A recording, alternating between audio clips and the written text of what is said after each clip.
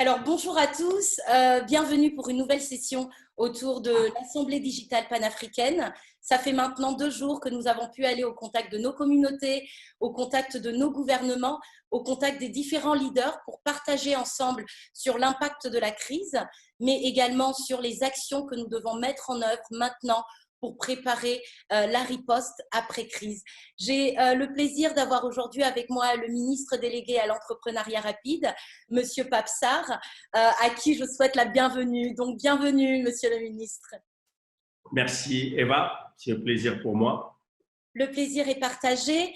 Avant que nous rentrions dans les échanges, j'aimerais inviter tous ceux qui nous regardent et qui nous suivent à pouvoir se rendre sur notre page Facebook, à se rendre également sur Digital Assembly Data Africa, où vous retrouverez tous les lives qui sont déroulés depuis hier, mais également qui le seront jusqu'à demain.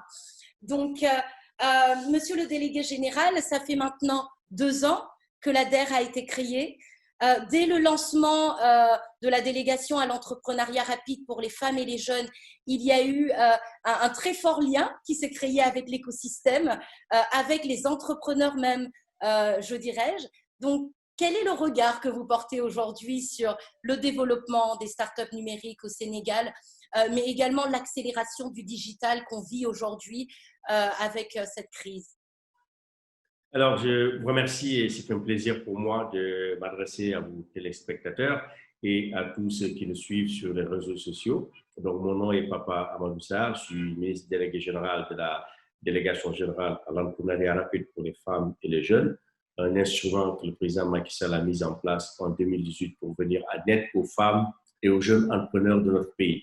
Et au cours de ces 2 dernières années, nous avons eu à financer, accompagner, promouvoir des centaines de milliers d'entrepreneurs qui sont venus vers nous, soit pour chercher du financement en particulier, mais aussi pour du coaching, du renforcement des capacités, de la mise en relation et aussi pour certains qu'on a amenés à l'étranger dans des voyages d'études. C'est le cas notamment des start-upers dans le cadre du numérique sur lesquels, comme vous avez dit, je vais m'appesantir davantage. Parce que dès le début de la DER, nous avons senti comme une nécessité de pouvoir accompagner les startups et les PME qui sont dans le domaine du numérique.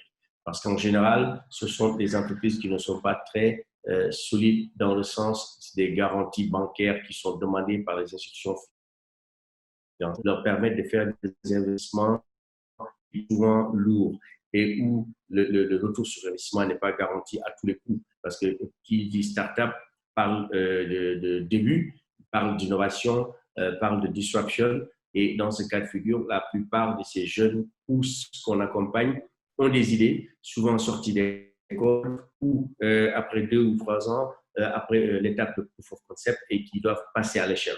Donc, nous avons décidé de les accompagner, de mettre en place un fonds qu'on a appelé le fonds de soutien au numérique, de 3 milliards de francs CFA par an, pour aider ces startups avec de la garantie, la prise de participation pour les plus prémoteuses et aussi du cofinancement et de la dette. Et au jour d'aujourd'hui, nous sommes heureux d'annoncer que nous avons financé presque une centaine de startups qui ont eu à bénéficier de la logistique, à l'agriculture, à l'élevage, à la pêche, au commerce digital, etc., etc.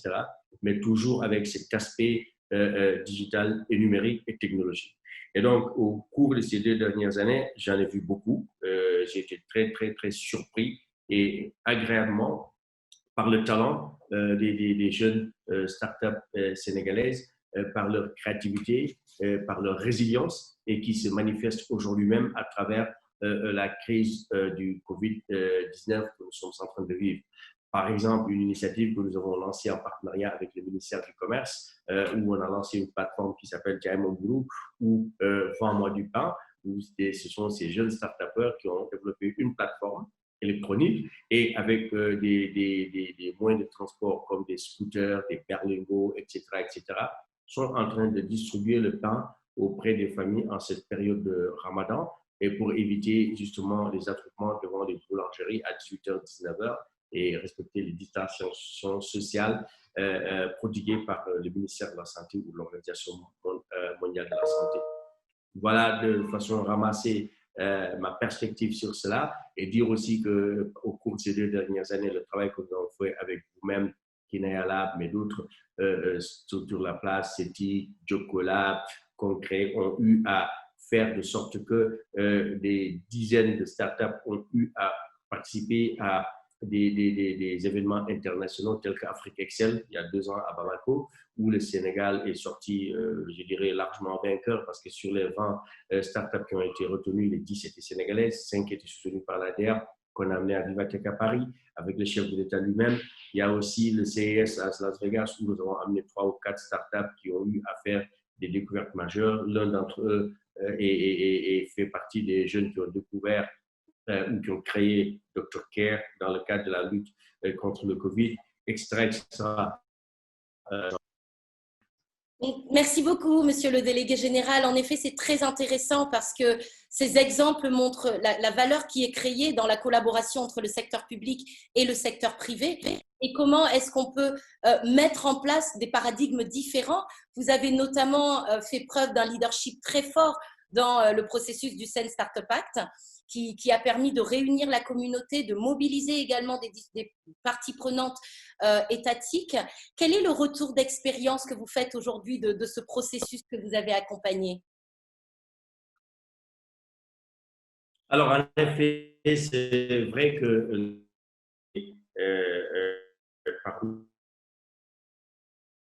la loi Startup ou Startup Act au Sénégal, avec une participation importante d'acteurs de la communauté, les startupeurs eux-mêmes, les institutions d'accélération, mais aussi un partenaire important qui est iPolicy, avec vous-même et vos autres confrères et consoeurs, et Dalberg, la Banque mondiale, plusieurs acteurs qui ont poussé l'État du Sénégal à travers la terre aussi, et salue aussi la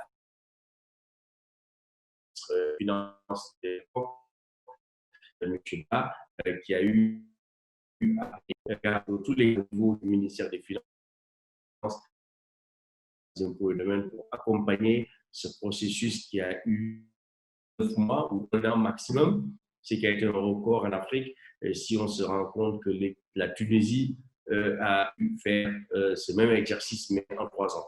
Donc, je peux dire qu'aujourd'hui, en tant que délégué général de l'ADER et mes partenaires, mes collègues, nous sommes fiers d'avoir participé à un tel exercice qui a abouti à mettre en place un cadre incitatif, incitatif et favorable aux startups et du numérique qui investissent au Sénégal et même par digression aux PME de façon globale, parce que ça s'applique aux entreprises qui sont créées, qui ont moins de 3 ans et qui interviennent dans certains segments. Aujourd'hui, ça a à nouveau beaucoup de félicitations, beaucoup de demandes et beaucoup de pays sont intéressés à répliquer le même modèle. Les institutions au niveau même panafricain, UEMOA, CEDEAO et les institutions internationales sont en train de réfléchir comment répliquer le même modèle.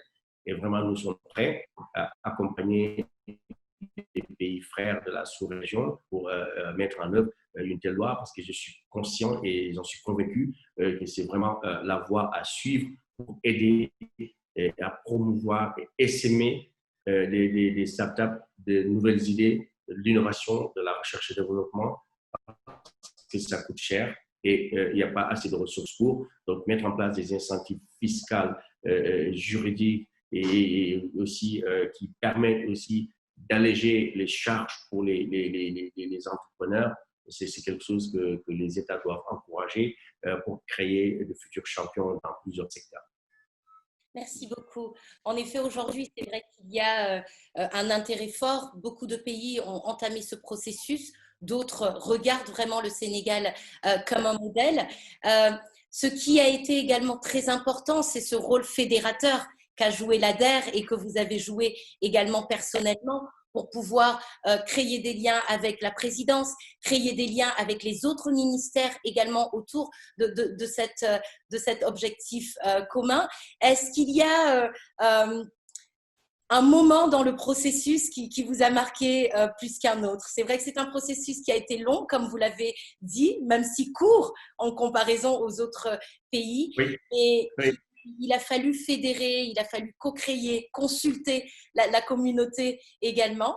Est-ce que vous avez un moment de ce processus qui vous a semblé Oui, je important? peux dire qu'il y a une des deux réunions où on était en face du ministère des Finances, les conseils techniques du ministre, le directeur général des impôts et domaines, le secrétaire général du ministère, où les jeunes sont venus et clairement dire au ministère des Finances, voilà, nous, il y en a qui sont parmi nous, qui sont dans l'illégalité, qui ne payent pas d'impôts, et que le ministère des Finances dise, OK, on prend acte, mais on va vous aider à vous régulariser et vous nous aider à amener d'autres. Ça, c'était vraiment, comment dirais-je, quelque chose d'extraordinaire, de surréaliste, mais voilà, c'est comme ça que ça nous a aidé vraiment à venir faire un coming out, dire ce qui se passe pour pouvoir trouver une solution au problème. Ça m'avait beaucoup marqué. Je me dis, dans d'autres pays, on vous amènerait direct au fisc ou, pour ne pas dire, dans une cage de non-retour. Tout à fait. Merci beaucoup pour le partage. C'est vrai que ça a été basé sur beaucoup de cas d'études, donc des cas concrets et qui permettent aujourd'hui d'avoir ce texte. Pour les personnes qui nous regardent, en effet, le Startup Act a été voté le 27 décembre dernier. Un travail avec les différentes parties prenantes qui sont engagées depuis le début est mené actuellement pour travailler sur les décrets applicatifs qu'on espère voir voter prochainement. Alors, délégué, une dernière question pour vous. Comme vous le savez, le but et l'objectif de l'Assemblée digitale panafricaine, c'était de réunir tous les acteurs en un temps pour pouvoir ensemble et collectivement répondre à cette crise de Covid. C'est beaucoup de partenaires internationaux, beaucoup de gouvernements et de parties prenantes nationaux, mais également régionales qui sont avec nous. Est-ce que vous avez un message pour ces communautés, mais au-delà, un message également pour les plus de 200 hubs et pôles d'innovation qui sont partenaires et bien entendu toute cette jeunesse, tous ces entrepreneurs qui nous suivent aujourd'hui? Alors, ce que je dois leur dire d'abord, c'est qu'aujourd'hui, pour être un pays développé comme l'est aujourd'hui, il y a des références comme les États-Unis, la France, Israël, etc., il faudrait impérativement que les États travaillent à mettre en place des dispositifs qui favorisent la recherche et le développement et l'innovation. Ça, c'est le rôle, je dirais, régalien des États qui doivent mettre en place à travers les universités, les centres de recherche universitaires notamment, ces dispositifs d'accompagnement des étudiants, des chercheurs, des postdoctorants. Mais aussi, de plus en plus, on le voit à travers les hubs d'innovation qui se mettent en place, soit avec les incubateurs d'entreprises, de multinationales, mais aussi d'initiatives privées, comme on le voit beaucoup au Sénégal, on en a beaucoup, Concret, Kinaya, Stétique, Chocolab, etc.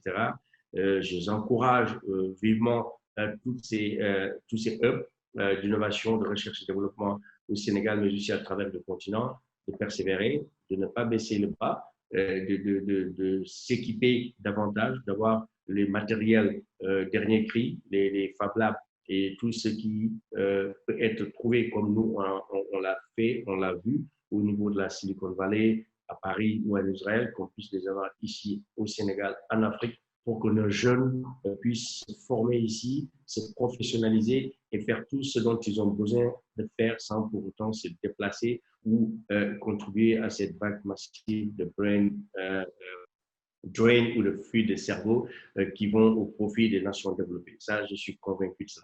Il est aussi du ressort de l'État d'accompagner ces structures, ces startups et ces centres d'innovation. C'est pour cela que l'ADER est en train de poursuivre ce qu'on appelle le Mohamed bin Zayed Center for Innovation. C'est le Dakar Innovation Hub, c'est le DER Innovation Hub qui va regrouper sur 30 000 m² de bureaux, d'espaces d'incubation, d'accélération, etc., de création, de co-création, de design pour essayer d'accompagner les startups et les PME qui sont vraiment au cœur ou à la tête de pont de l'innovation. Ça, c'est un premier aspect. Le deuxième aspect sur lequel je vais terminer, c'est vraiment dire qu'aujourd'hui, cette crise du Covid-19 ou maladie à coronavirus a montré que les États doivent dépendre d'eux-mêmes. Aujourd'hui, si on regarde l'histoire des masques, de l'alimentation ou des produits, matières premières, où les États se battent entre eux et en train d'enfreindre les règles même du commerce international, on se rend compte qu'aujourd'hui, on a la possibilité, on l'a prouvé, que ce soit sur l'alimentation, sur le textile, sur les respirateurs artificiels, sur les gels, sur les robots, qui sont faits ici au Sénégal avec des étudiants de l'école supérieure polytechnique, avec des élèves dans les lycées qui créent des gels, qui créent des robots, etc. etc. Et les plateformes pour vendre le pain, et les gens qui reviennent maintenant à l'agriculture, à la transformation des céréales locales. Et les gens mangent, je suis heureux de voir l'initiative comme vous, où les gens font du pain avec des céréales locales et qu'on n'a plus besoin de farine de blé pour manger du pain. Et moi, personnellement, je ne dirais pas qu'on doit être dans une économie de manière fermée, mais on doit pouvoir viser l'autosuffisance alimentaire, produire le riz, le mil, les mangues, tous les produits dont on a besoin de consommation locale, l'arachide, pour transformer ici localement, créer des industries et pour pouvoir se nourrir, s'habiller avec le textile, mais aussi avoir tout ce dont on a besoin sans prendre. Ça, c'est primordial pour moi. Parce qu'aujourd'hui, on a vu, depuis 2 mois, les avions ne volent plus, mais on ne meurt pas. Les gens sont en train de vivre. Ça veut dire que c'est possible. Nous, nos États et nos jeunes innovateurs doivent travailler à mettre en place des outils, des systèmes, des normes qui nous permettront vraiment, au-delà de cette crise, que je dirais qu'on a gagné déjà une bataille contre la crise, c'est la résilience. On se rend compte que les gens ne meurent pas, comme l'avaient prévu ou prédit certains oiseaux de mauvais augure, qui pensaient que l'Afrique allait être dévastée par cette crise. Les gens survivent, les gens travaillent. Il y a le génie créateur des jeunes inventeurs africains qui se mettent à jour. Il ne faut pas que cela s'arrête après la crise. Après la crise, cela devrait servir, comme l'a dit le président Macky Sall, de défi pour la relance économique. Que ces jeunes et ces femmes, ces universitaires, ces professeurs, ces chercheurs, ces entrepreneurs puissent continuer à se dire oui, on peut se développer ici en Afrique, on peut transformer notre agriculture, on peut transformer notre cuir, on peut transformer notre or, on peut transformer notre pétrole. On n'a pas besoin forcément d'exporter ces matières premières pour que ces matières premières nous reviennent après un produit fini et on paye la valeur ajoutée à l'Occident. Ça, c'est vraiment un message personnel que je lance à la communauté sénégalaise et africaine. Merci beaucoup, délégué. C'est un message très fort qui résonne en moi. And I would like to go in English to be able to share this with also our continental community. So if you would like to share the same message so they have the access to understand.